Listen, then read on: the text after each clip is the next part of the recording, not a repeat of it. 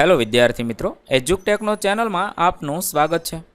આજે આપણે શીખીશું ધોરણ 6 વિષય અંગ્રેજી, જેની અંદર ગ્રામર એન્ડ કોમ્પોઝિશનનો બીજો પાઠ પ્રીપોઝિશન્સ। બીજા પાઠની સમજ મેળવીશું તથા તેની અંદર આવતા પ્રશ્નોના જવાબની સમજ મેળવીએ। તો અંગ્રેજી ગ્રામર ધોરણ 6નો બીજું ચેપ્ટર છે પ્રીપોઝિશન, તે શીખીએ।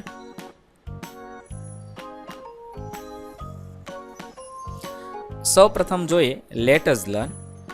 આપણે જ્યારે પ્રશ્ન પૂછીએ છીએ કે વેર એટલે ક્યાં, અમુક વ્યક્તિ કે વસ્તુના સ્થાન વિશે એટલે કે તે ક્યાં છે એમ જાણવા માટે આપણે વેરથી પ્રશ્ન પૂછીએ છીએ।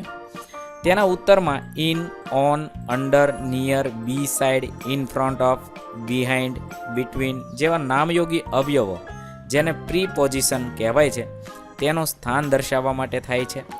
ઇન એટલે અંદર, ઓન એટલે ઉપર, અંડર એટલે નીચે, નિયર એટલે નજીક, બી સાઇડ એટલે બાજુમાં, ઇન ફ્રન્ટ ઓફ એટલે આગળ, બિહાઇન્ડ એટલે પાછળ અને બિટવીન એટલે વચ્ચે। આવા કેટલાક શબ્દ વપરાય છે તે પહેલાં આપણે જોઈએ। અહીંયા એક બિલાડી છે એ ટેબલની નીચે બેઠી હોય એવું ચિત્ર છે। હવે પ્રશ્ન પૂછેલો છે કે વેર ઇઝ ધ કેટ, બિલાડી ક્યાં છે? તો જવાબમાં લખ્યું છે the cat is under the table, under એટલે નીચે, ટેબલની નીચે છે।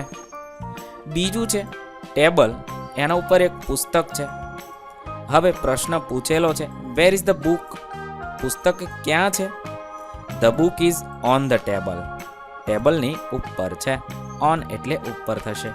આવી રીતે જે જગ્યાએ જે વસ્તુ છે એના માટે અમુક શબ્દ વપરાય છે જેને નામયોગી અવયવ એટલે કે પ્રીપોઝિશન કહેવાય છે। આગળ જોઈએ, એક છોકરો છે એ કારની પાસે ઊભો છે એટલે પ્રશ્ન પૂછેલો છે વેર ઇઝ ધ બોય, છોકરો ક્યાં છે?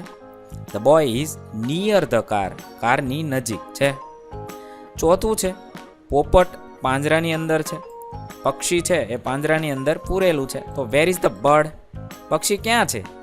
તો in the cage, the bird is in the cage, પિંજરાની અંદર છે।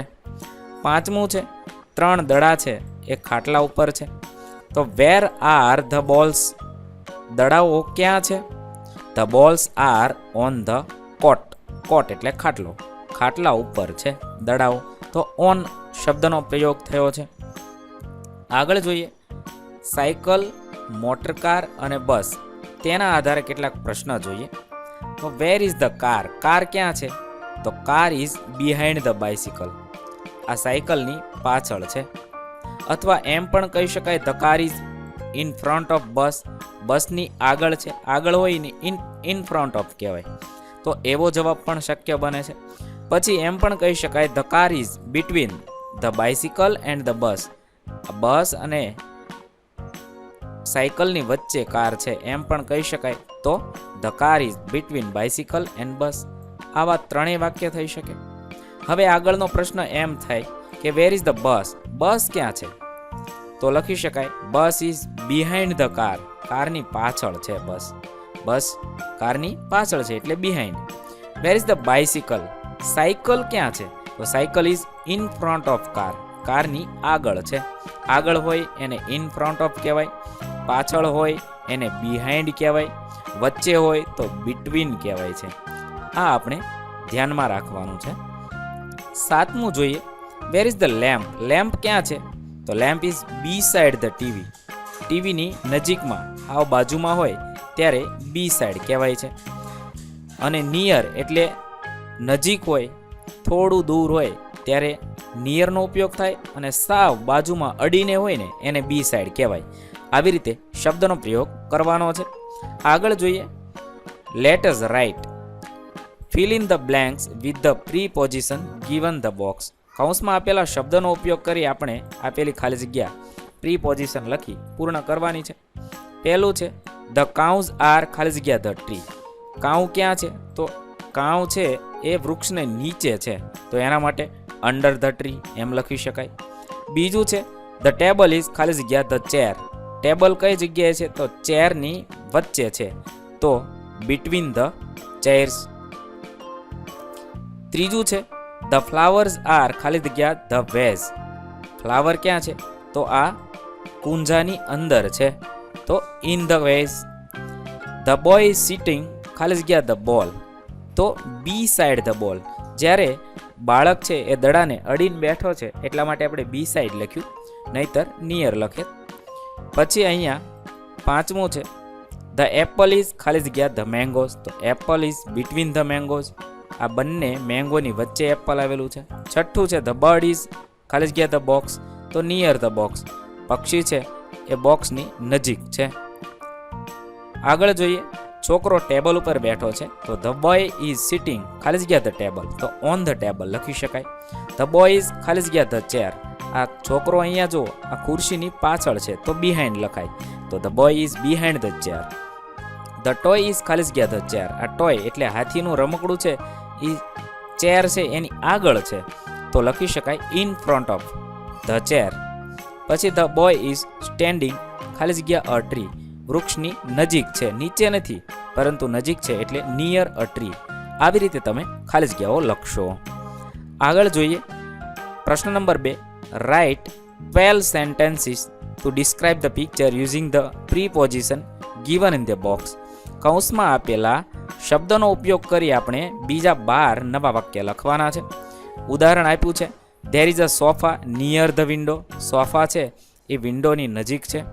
પછી the envelope is on the floor, અથવા the envelope is beside the table. Envelope છે એ ટેબલની બાજુમાં છે, અથવા ઓન ધ ફ્લોર, ફ્લોર ઉપર છે એમ કહી શકાય. આવી રીતે તમારે આપેલા ચિત્રને આધારે બીજા 12 વાક્ય બનાવવાના છે. મેં કેટલાક વાક્ય બનાવ્યા છે, તમે તમને મનગમતા બીજા વાક્ય પણ બનાવી શકો છો. There is a cushion on the sofa. બીજું છે there is a newspaper on the table.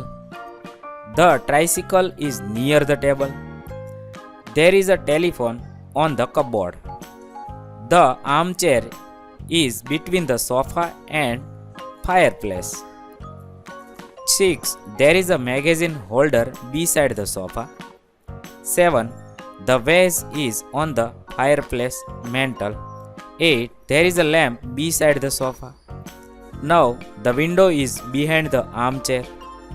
Thus, there is a small stool near the television shelf. 11. The envelope is under the table. 12. There are books in the bookshelf.